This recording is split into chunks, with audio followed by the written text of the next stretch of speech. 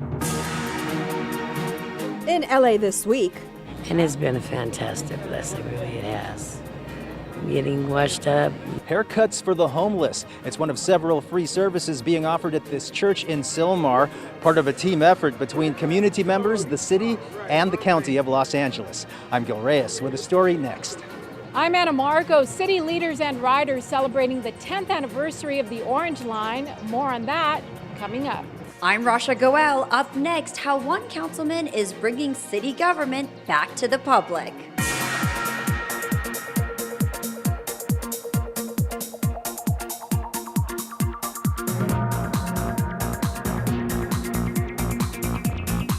Hello and welcome to LA This Week. Thanks for joining us. I'm Yana Kay.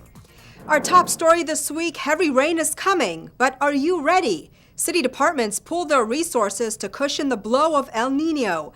As Gil Reyes reports, the storm pattern that killed 17 people in Los Angeles the last time around is expected to return soon. Expecting a repeat of 1998's El Nino rains, LA city leaders brace for the worst. The rain that we expect can lead to flooding, mudslides, coastal erosion. We can see streets lost, we can see homes gone, bridges collapse, large waves, debris flows. And while we can never completely accurately predict the weather, it's about a 95% certainty that we will visit a huge impact from El Nino. That's why Mayor Eric Garcetti has signed an executive directive to create an El Nino task force. It brings together 13 city departments, including police, fire, and information technology. Together, they'll develop ways to keep people safe when rains arrive this winter, possibly sooner. City leaders say preparations have been ongoing for months. Storm drains and catch basins all clear to handle the expected load of water and debris. The forthcoming El Nino could result in 19 to 30 inches of rainfall. I know the mayor, my colleagues, and I will do all that we can to ensure that the necessary departments are prepared to protect you. The city has also reached an agreement with the major cell phone carriers to share bandwidth in case of an outage. The last El Nino in 1998 killed 17 people and cost $500 million in damage in Los Angeles alone. If the individual is prepared, the household is prepared, the neighborhood is prepared, the community is prepared, the city is prepared. People are urged to clear gutters and secure loose items like trash bins that could easily block storm drains, and have emergency preparedness kits with water and other necessities ready to go. People are also advised to have their cars and homes extra prepared for the rough weather ahead. Buy flood insurance if you feel you need to. You can also pick up free sandbags at any LAFT fire station. And I want everybody to know where their closest shelters are. Preparing for El Nino, Gil Reyes for LA This Week. You can also receive emergency alerts via phone calls, texts, or emails. Register for the service at notifyla.org or elninola.com. Well, a new program aims to save LA's precious water. City leaders came out to see one of the first smart cisterns installed at a North Hollywood home. Anna Marcos takes us there. City leaders have just turned the spigot on a technology that's as old as civilization, with a twist as modern as the latest smart computers.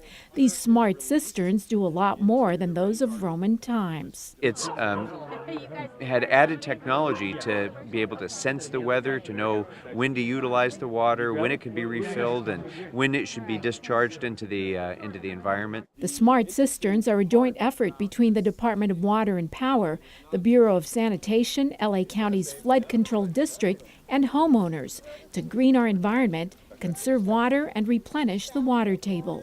LA is facing multiple water threats, and they're real. We've gotten a taste of them. Drought and shortages. It's becoming the new norm. There is no better time to be digging into this work than at the onset of El Nino. By investing in these projects, we can begin to unpave our city and prevent 90% of our valuable rainfall from simply washing out into the ocean. Resident Carrie Wassenaar has not only installed a smart cistern, she's also installed solar panels and torn out her green lawn to replace it with this drought-tolerant meadow-style yard. I love the way that my garden looks, and I love that I got to be part of a project that creates such a thriving, sustainable landscape. And all this greening of the environment was done with help from rebates offered by the city. I was using the turf removal rebate, the solar panels I put in with Solar City because it's free. I mean, I don't have more time or money available than I think any other normal homeowner does. I just look for opportunities. City leaders hope more homeowners look for opportunities to go green, save water, save energy, and save money on their bills. I'm Anna Marcos for LA This Week. A smart cistern system normally costs $25,000, but Mayor Garcetti says he will ask the DWP to offer rebates. City leaders also say residents can save a lot of water simply by installing a rain barrel under the water spout from their roof. Well, just in time for El Nino and with an increase in the homeless population in Los Angeles, city officials are on a mission to help provide people with a place to call home. Rasha Goel has more. Rasha. Yana, I'm here in Glassell Park, and it's an exciting day for the community. A permanent supportive housing complex has opened up to help serve the homeless and special needs community. Harvey Shells is among the residents at Teague Terrace who's had the opportunity to turn his life around. From living in shelters, he now has a place to call home. My life had become where either I was living with someone, or I was living in a shelter, or I had a marriage and I wasn't welcome home because of the drugs. So I haven't had a place where I can really, truly call home. Well, at Teague Terrace, Harvey does have a home. The new affordable housing complex off Eagle Rock Boulevard consists of 56 furnished apartment homes and is a project of Works USA, a nonprofit organization that helps build sustainable communities. We're a heart-based nonprofit with a mission of providing at a minimum, housing, homes, and food. I know our challenges are huge. We need 50,000 units of affordable housing, special needs, veterans, mentally ill, emancipated youth. That's a huge number, but you can get to that number one by one. The building is named in memory of Ruth Teague, a community activist who spearheaded the development. Her mother and partner were on hand to honor her legacy. She was a force to reckon with. This is gorgeous. It's just beautiful and wonderful, and that everybody got together and cooperated, and I'm trying not to cry. Whether tears of strength or pride, today was one day many at this location realized a dream had come true. The sense of dignity, the sense of just being able to dream again, the sense of just being able to have a home, and not just a home, but a beautiful home. I'm Rasha Goel for LA This Week. In addition to housing, residents are also provided with supportive assistance to help maintain a sustainable and productive life. And city officials aren't just providing homes for the homeless, they're also providing much-needed services such as free haircuts, showers, and past violations stricken from the record books. The LA City Attorney's Office says this pays off in the long run. Gil Reyes has more from Sylmar. I was sitting on the bus stop and these beautiful people came over and said, you know what, we got something for you.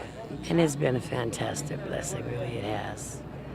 Getting washed up and being able to make the connections again that we need to try to get off the street and have a better life. This is all part of Homeless Connect Day, and it's happening here at Sylmar Christian Fellowship Church, delivering free services like showers, food, haircuts, even cell phones to the area homeless who show up. By the way, homelessness in both the city and county of Los Angeles is up 12% over the last 2 years. I, as a prosecutor, am constantly in court prosecuting these individuals, and that's not necessarily the answer. So the LA City Attorney's Office partnered with LA County for a solution. They're called citation clinics. Along with the free haircuts, mental health, housing, and job training services are also available on site. And so is the chance to have fines associated with homelessness, like jaywalking and sleeping on the sidewalk, removed from your records. We say to homeless people, we will work with the court system to get rid of your low-level citations that might include fines that are impeding you from getting a job or housing. in exchange for which you agree to take advantage of those services. And while they're here, get a new look and other freebies thanks to donations from area businesses and the Sylmar Neighborhood Council. But again, it's such a huge collaborative effort. I know these individuals and organizations will probably want to do this again next year. And I had to say thank you because you know what? Stuff like this don't happen every day. Not to me, anyway. Ruth, you look great. Thank you. I feel a lot better.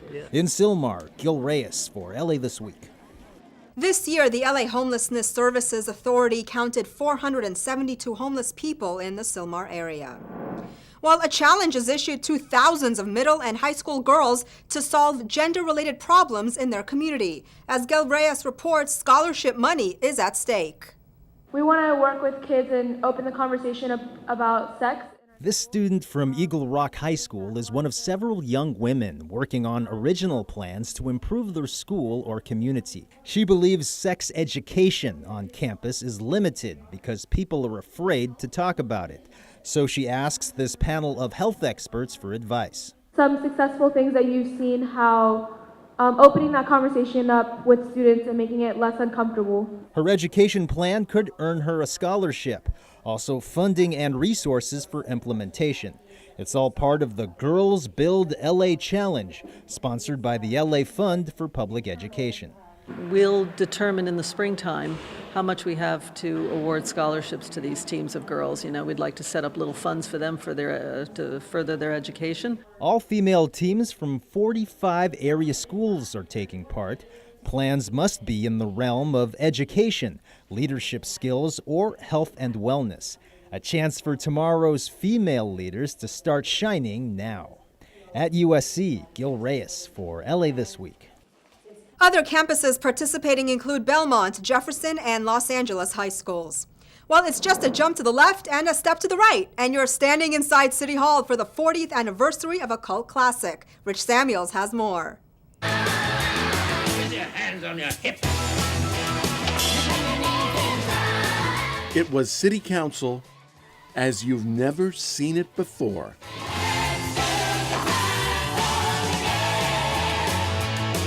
A time warp back to 1975 and the premiere of the Rocky Horror Picture Show.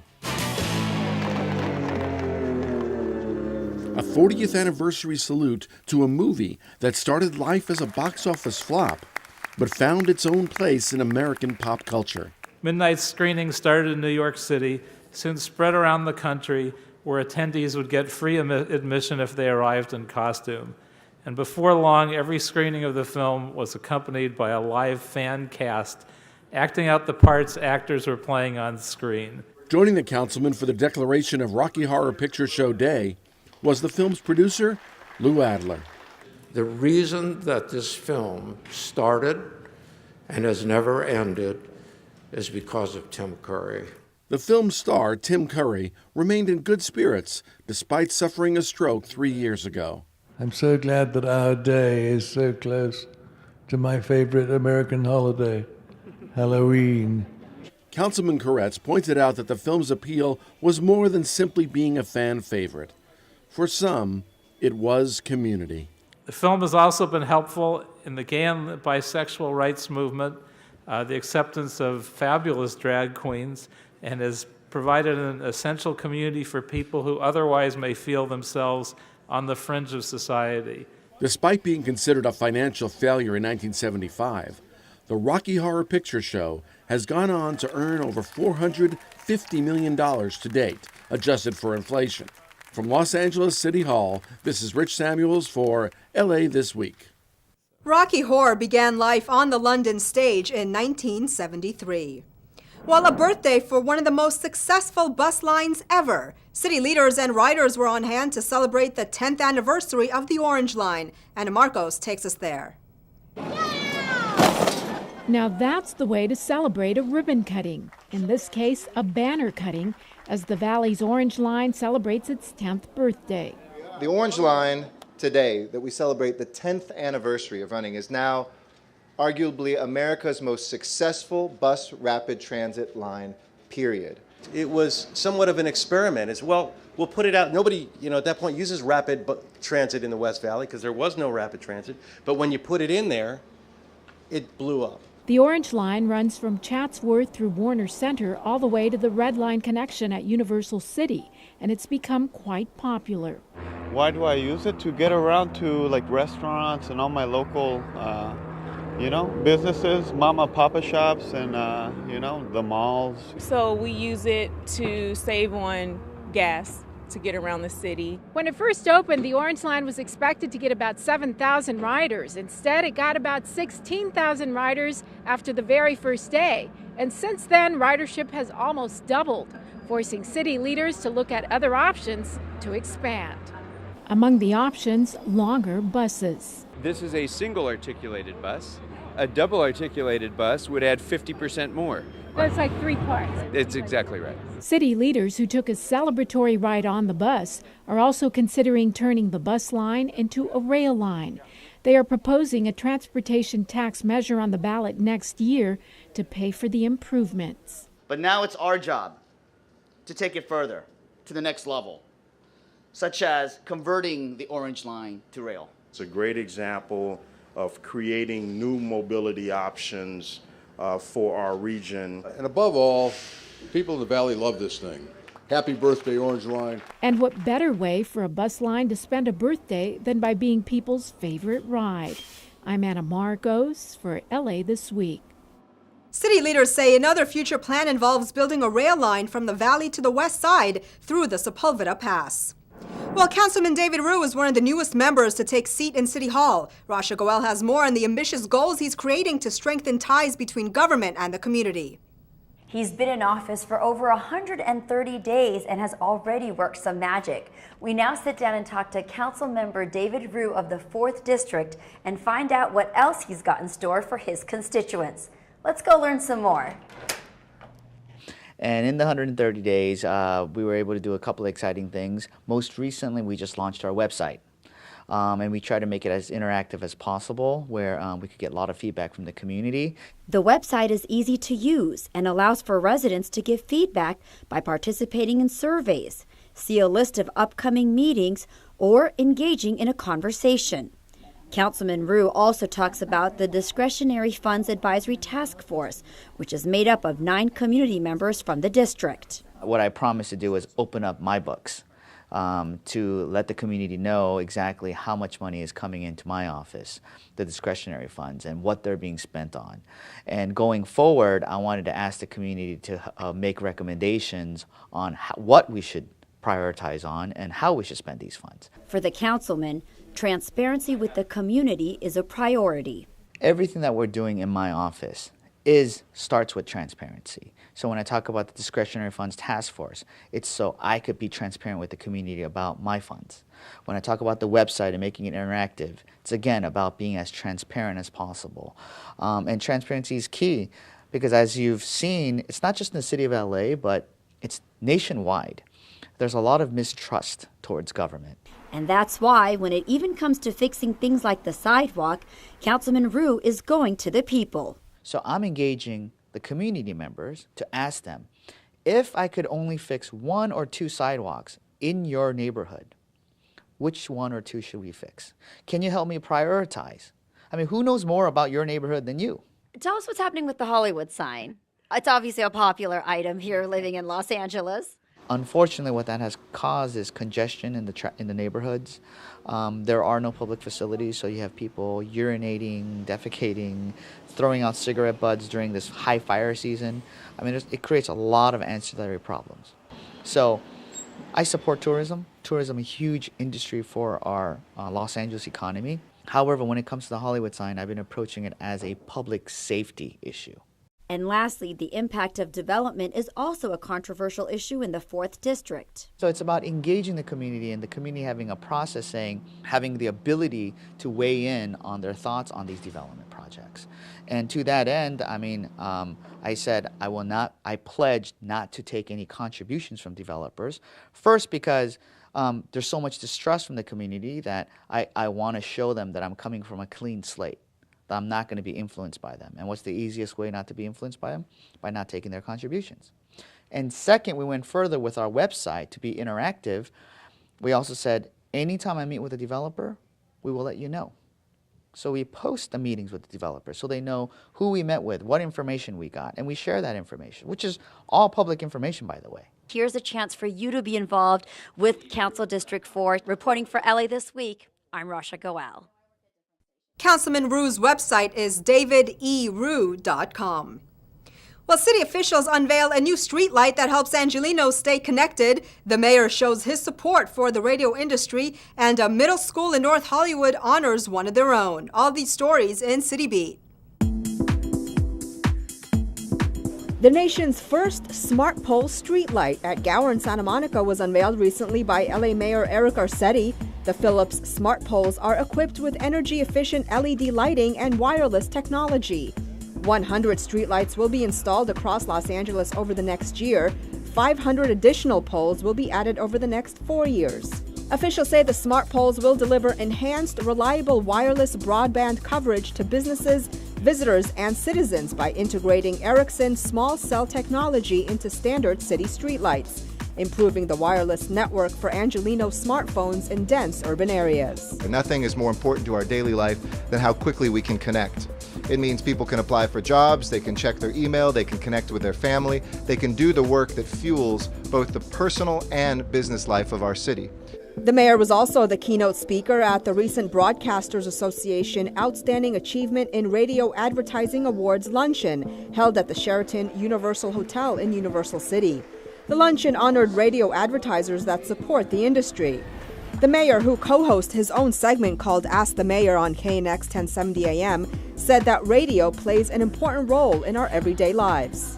Radio is this great connector of us to the community here in Los Angeles. Madison Middle School in North Hollywood dedicated its gym to alumni and retired Los Angeles Lakers guard Gail Goodrich, who played on the Lakers from 1971 to 1972, during a time when the team won 33 straight games and produced 4 members of the NBA Hall of Fame, including James Worthy, who was also on hand. City Councilman Paul Krikorian also presented Goodrich with a city certificate. It's a phenomenal achievement. It's a phenomenal demonstration of greatness. It really doesn't get any better than this. San Pedro prepares for disaster, the kind where neighborhood volunteers do most of the heavy lifting.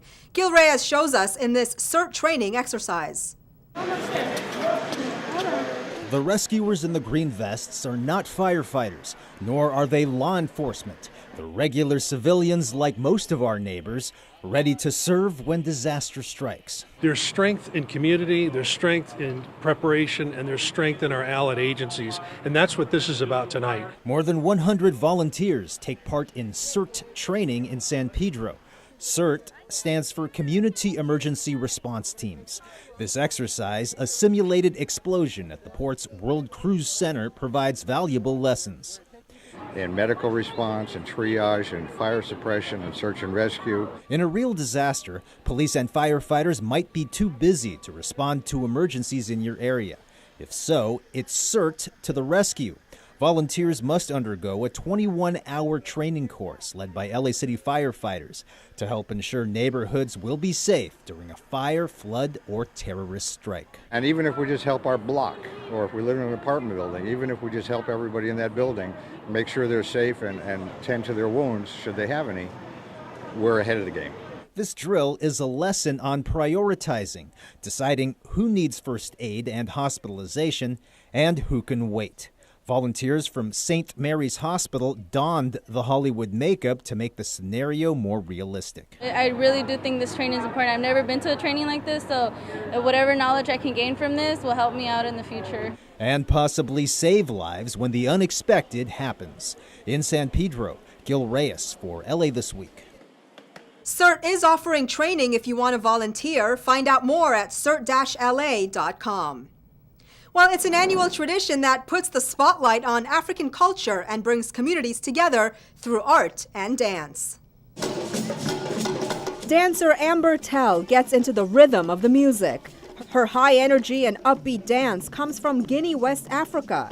She chose to perform it because the dance not only represents her African heritage, but it also has special meaning for her. We did it to celebrate the balance between the mothers and the daughters, and to express femininity.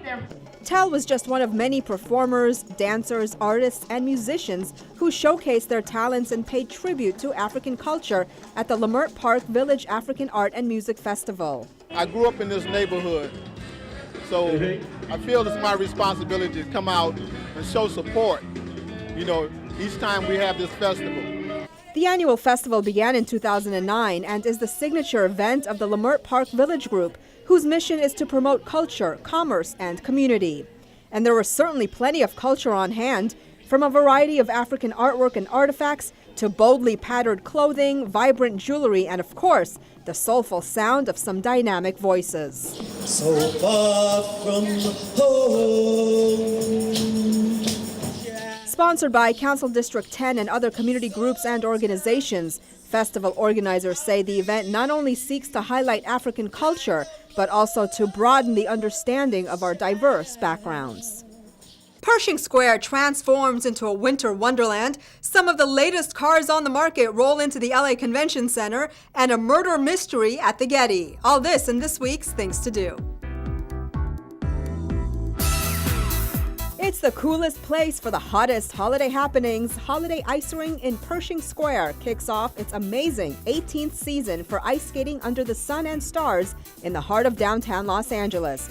Open every day now until January 18th, 2016. Encircled by towering skyscrapers, the stunning pop-up ice-scape transforms Pershing Square into a winter wonderland with a host of free community and special events. The Yuletide traditions continue with DJ Thursday nights, skating exhibitions, Single in the City Skate Night, a Snoopy on Ice showcase, the Winter Holiday Festival, and the Polar Bear Skate, among others. Join the fun at Pershing Square, located at 532 South Olive Street. For more, visit holidayicerinkdowntownla.com. Tokyo Drift into the Convention Center for the 10-day LA Auto Show with cars that would make even Bond drool. If you're a car nerd, get behind the wheel to test drive one of the cherry rides with celebrities meet and greet at the manufacturer exhibits. With world and North American debuts from BMW, Chevrolet, Jaguar, and more, rev up for the machines of the future. The LA Auto Show rolls into the LA Convention Center located at 1201 South Figueroa Street starting Friday, November 20th through November 29th. It's the Watson Adventures Murder at the Getty Scavenger Hunt. A murdered curator has left behind a cryptic trail of clues connected with secrets and works at the Getty Center in Los Angeles. As your team gathers answers about the art, you'll piece together a sordid tale revolving around a planned purchase of a rare painting by Leonardo da Vinci. To solve the mystery, you will have to crack a secret code left in the victim's appointment calendar. Can you figure out who done it? The scavenger hunt takes place November 21st from 4:30 to 7 p.m. at the Getty Center in Los Angeles. For more information, visit watsonadventures.com. And that's a look at some things to do. Well, that's going to do it for this edition. I'm Yana Kay, and from all of us here at LA This Week, thanks for joining us. A reminder that you can catch us online at lacityview.org. You can also follow and like us on Facebook. We'll see you back here next week for more of LA This Week.